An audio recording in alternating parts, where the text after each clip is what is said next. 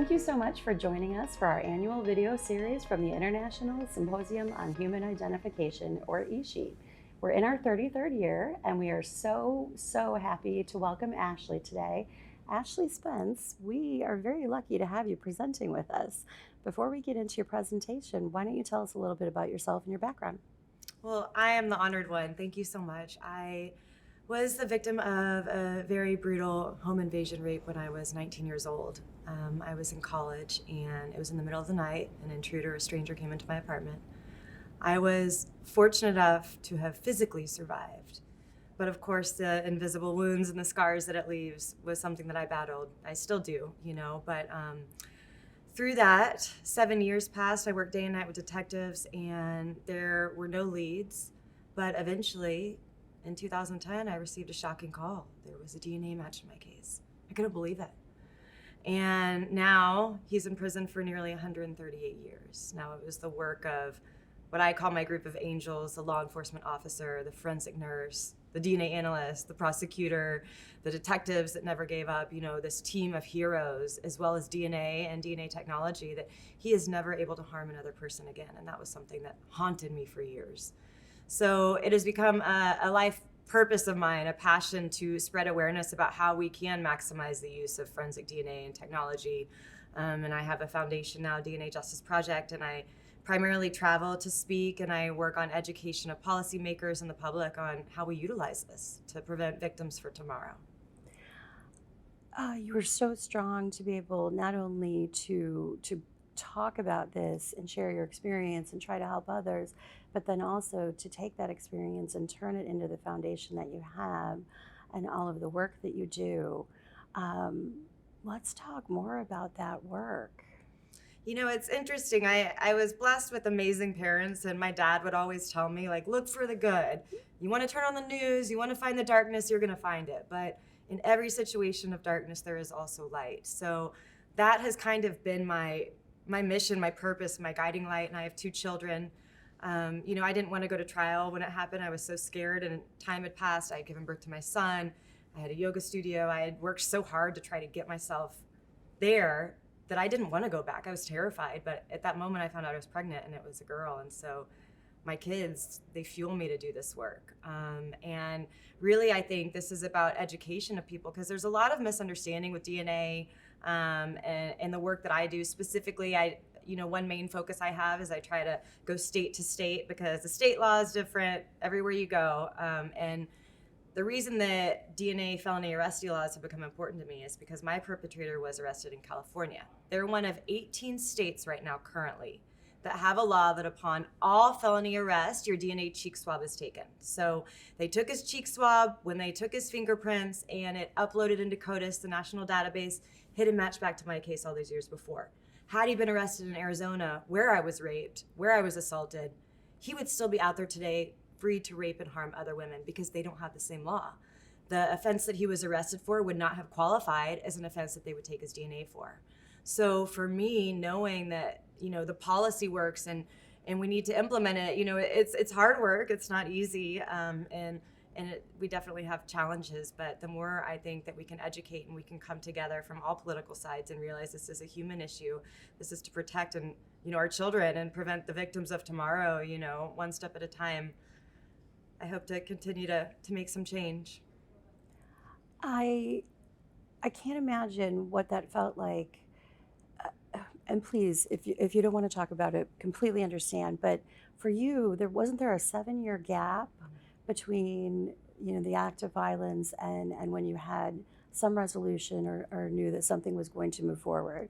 I mean, not to mention then having to go to trial, everything else. But 7 years, that uncertainty of not knowing where someone is, how do you manage that and still turn it into something that you are passionate about and talking about and fighting for?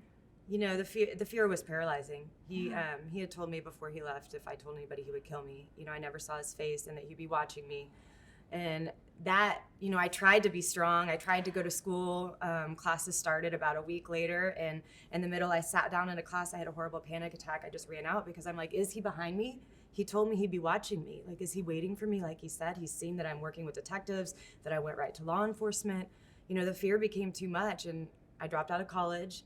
I didn't want to be seen as the victim. It was all over the news. It was really challenging, and there were no leads. So I'm like, I'm going to move to the ocean. I'm going to California. I'm not going to be the victim. I'm going to be Ashley. And that took me down just a scary, scary path.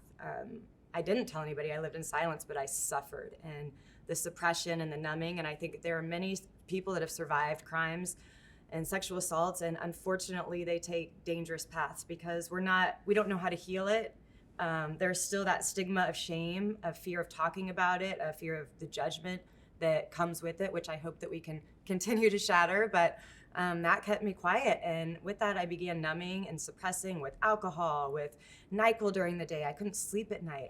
I was just living in this constant fear. And, it got to be very scary, but I found a healing pathway through yoga, actually. And I grew up, when I was younger, my mom always did it, and I'd be like, why are you breathing like that? What is wrong with you? What are you doing to your body? It's weird, But lo and behold, it ended up being something that I found when I was in California, actually, and it really got me on a clear path.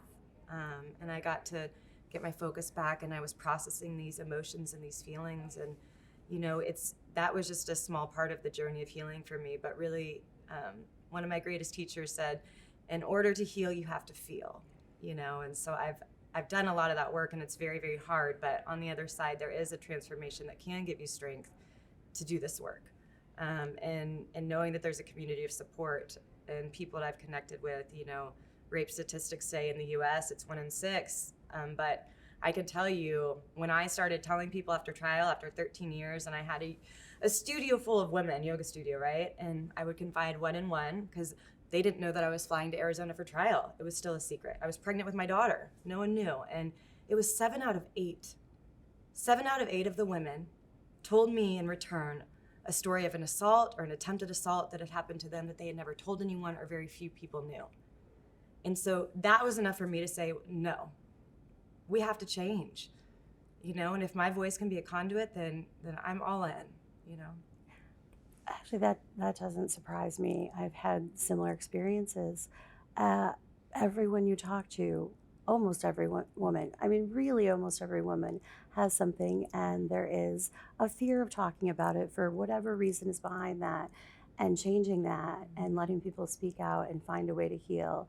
And the fact that you were able to do that, and now you're helping other people, you're providing inspiration, but you're also fighting to make sure that when it does happen, there are the resources available to come to some resolution. Let's talk more about the legislative side, what you've been doing, where you started and where you are now.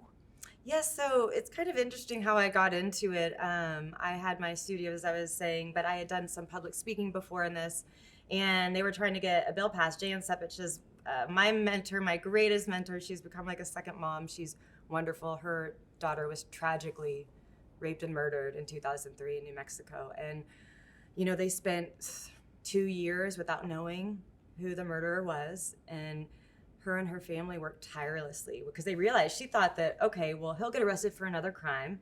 They're going to take his DNA and then they'll get caught. And they told her, no, that's not how it works, and she was devastated as a mother of a daughter that she loved so dearly. And so she fought and fought and fought, got the law changed in New Mexico. But had they had this law, her daughter Katie, they would have found her murder 3 months after the attack, not 2 years. So I met her, and in Texas, I got to testify in 2019 to help with the bill, and I had no clue what I was doing. I mean, I don't know if you've seen Legally Blonde, Elle was when she's just, I'm like, what?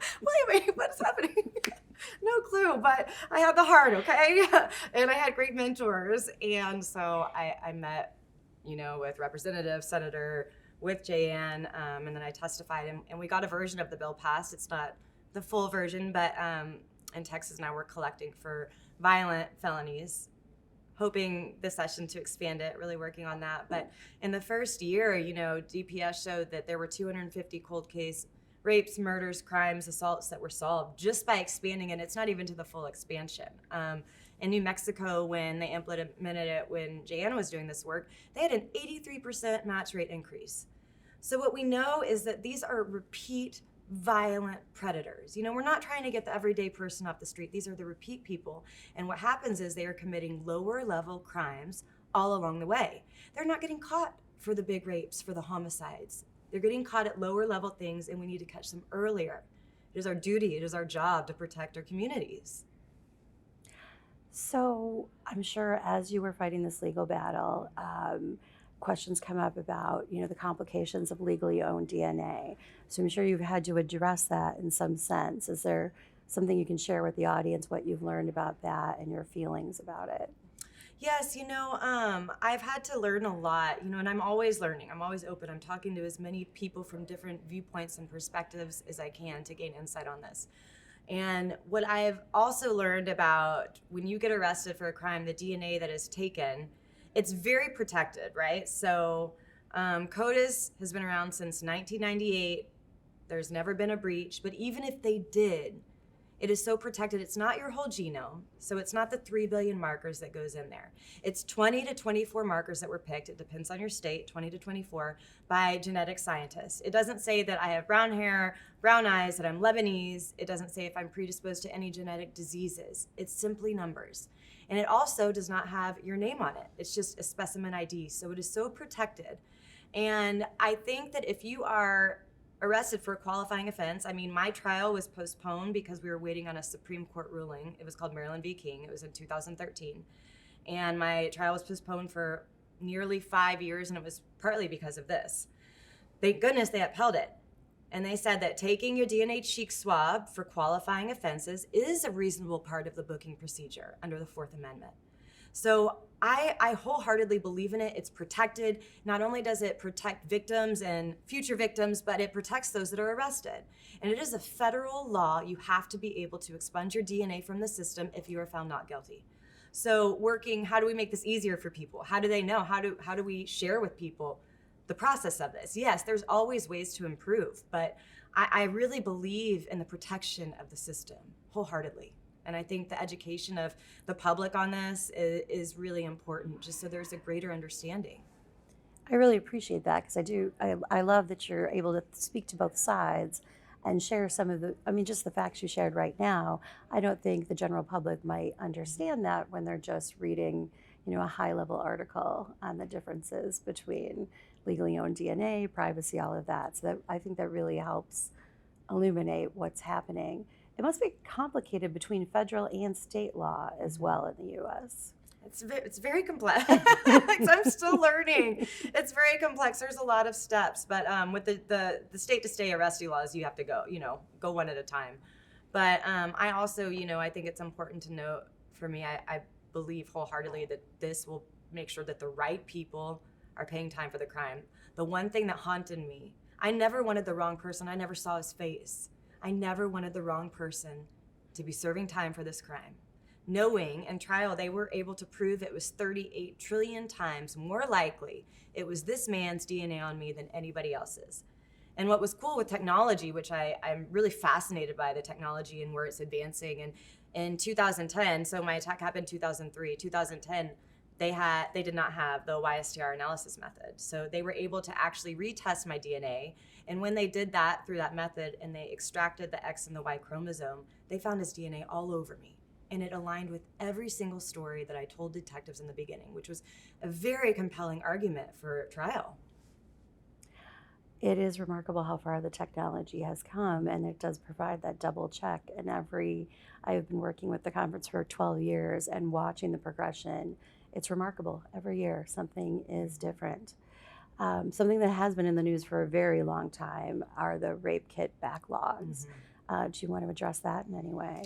Yes, I'm so inspired by all the work that people are doing, RAIN, Joyful Heart Foundation, and there are a lot of crime labs too and good people that are working to fix this. But I do believe the reason for me why I think DNA is so important is you can do all of that work on rape kit reform, but if you don't have the DNA in the database to match it with, what's it all for? We have to start to enhance this database so that we can get matches. And there's one area that is really, really sad and interesting to me, which is uncollected offender DNA, so also known as lawfully owed DNA.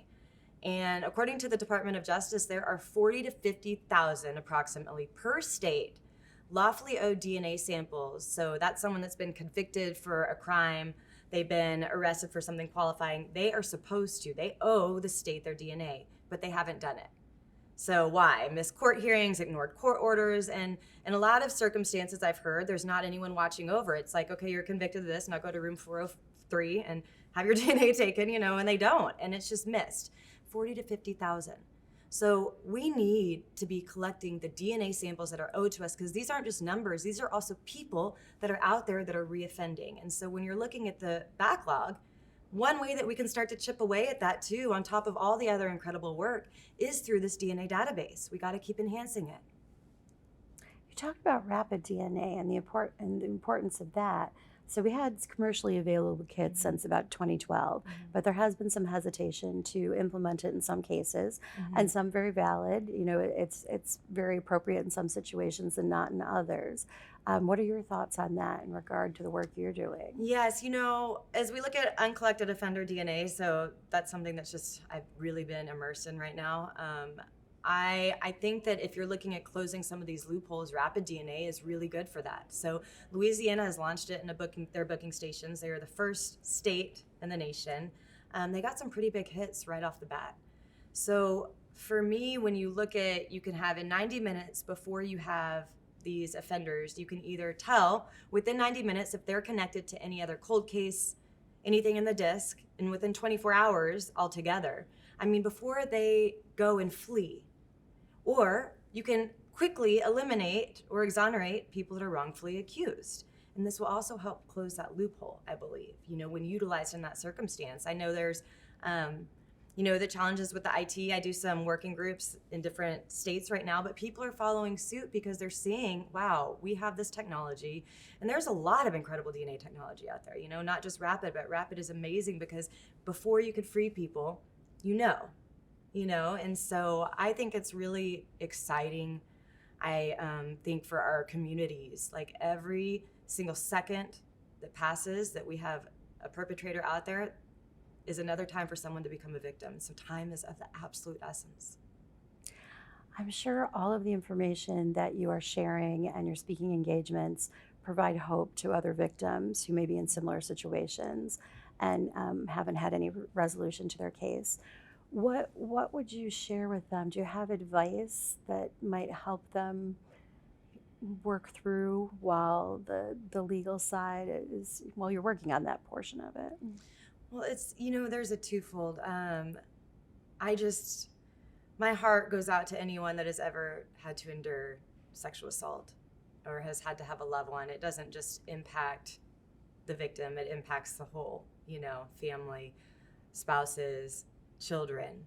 So my heart really goes out. And the more, not everyone's pathway to healing is going to look the same. So I don't have a one size fit all, but I do want survivors to feel like we need to create an environment that they're believed and they're supported. So I call, as I spoke to in the beginning, my team of heroes. I wish they all had that experience, because the law enforcement officer that picked me up, the first thing he did was made me feel believed. He calmed me.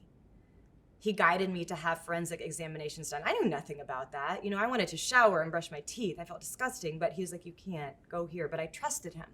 Then I go and have the forensic exams done, and the nurse was so gentle and so kind. She created a safe space for me. From there, the detectives, they all treated me with dignity and respect. I want that for every single victim. Every victim is deserving of that. And I can tell you, if we start to implement, and it's not because people are bad, a lot of times there's a lack of trauma training, a lack of understanding, there is a training that goes along with it. If we can make survivors feel believed, make them treat them with dignity and respect at every step of the way, even if the outcome is not that we catch the guy, to know that they are believed and supported creates the utmost healing. And so that is just my wish for every victim, and knowing that there is hope. And it is hard, I'm not gonna lie. Every day there's a different battle, but the more you can process it and finding a community of support, of people that can hold space for you. For me, sharing my story became very therapeutic. So I'm encouraging, if they can find somewhere that they can share their story, even if it's a friend, but being heard.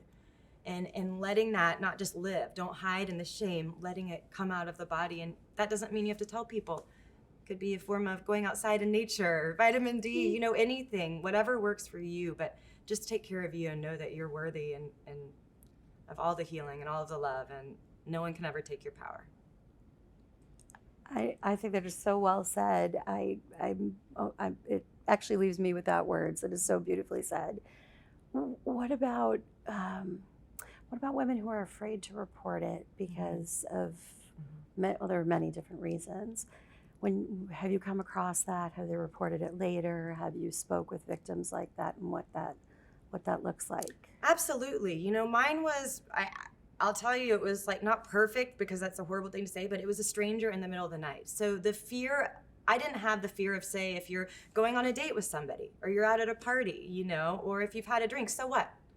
To me, I didn't have all of that. I had to a degree. I still got questioned and I still got grilled at trial in spite of all of that, but having to deal with that is really a lot for victims. And I also want to say that it's interesting because I talked with the forensic nurse in my case. She's actually become a friend of mine. Look for the light. I mean, we've been to wine country now and all the things, but we have this conversation a lot in all seriousness, that if you're, say, in college, okay, and you are in a sorority and there's someone that's attacking you. So college kids are very vulnerable to this. They're very susceptible to this, okay? And if you all start speaking out, because it's scary, but if you all do, and you all get your DNA collected, all of a sudden, this person, the DNA is all matching up, we're gonna catch that guy. But it is scary, but the more that we can speak out, and again, it's not for everybody. I don't wanna say everyone needs to tell. Every situation is very different. And I just encourage the victim, survivor, to do what feels right to them. But there is a process of even just getting, the evidence collected, if it's done in a good, caring way. Like, there's healing, I've heard, that comes just from that alone. You're treated with dignity. Someone's believing you, So whatever the pathway is, it's gonna look different, but find that courage to do what's gonna be the most healing for you. And I think by you putting your personal story out there, should something happen to somebody after they've heard your story, they might be more likely to report it and to feel more comfortable and know that they will be supported and there are resources for them. Absolutely, and we have to shift the narrative. It's not our fault. And we're not shamed, we're not broken, we're not damaged. Whoever did it, is damaged. We are not. We are still whole and we are light, and no one can take that. And so knowing that you can go out there and share in whatever way, or speak up and have your dignity and your respect and be treated that way, it's imperative. But you first need to know that it was never you, and you're not damaged, and you're whole, just as you are. Absolutely. Do you think the movements of the recent years has helped open the conversation? Absolutely, I do, and I feel grateful, and I feel grateful to live in this country. I know it gets so divided, but even being in DC, I get emotional because I'm like, we really are so fortunate. And we've come a long way, but we still have a really long way to go, incredibly. But the more that we can speak up about this, and again, like, shine the light on it, okay? It's darkness, but let's put the light on it and let's start finding solutions. The more we talk about it, the less it will happen, because more people will be speaking up. And, fear and dark breeds in darkness. So let's bring it to the light, let's bring it all up. I think that could be a theme of this entire conference this year, shining a light on things so that we can actually make some real change. Absolutely. Yeah. Is there anything else about your foundation or your work? What's next for you? What are you working on that you can share? A lot of legislative work this session, a lot of learnings from last session, It didn't all go as planned, but I was reading that rejection is the pathway to success. You just have to accept it, learn and grow, and keep moving. So there's that. But I do want to say, everyone that's in this field, I've spoken of my heroes, but it's not just them. Anyone that has dedicated their life to this work, I just want to thank them, because I have children now, and knowing that the work that they do, it changes the shape of the world for them. And so everyone here at this conference are my heroes. I am completely humbled and honored to even be part, and it just means a great deal. The work, keep going. We all need each other. We're so honored to have you here, and I'm always so inspired. Turning adversity into growth is not easy, and it's not an overnight process. And we see a lot of that here, and it's the stories. Sometimes they haunt me, to be honest, after but then the change that we see going forward, and when we touch base with the people who are working on projects like this and see what's happening in the future, it was really, really remarkable. We are so lucky to have you speaking with us, and we really appreciate it. Oh, thank you. I feel like the very fortunate one. Thank you so much. Thank you.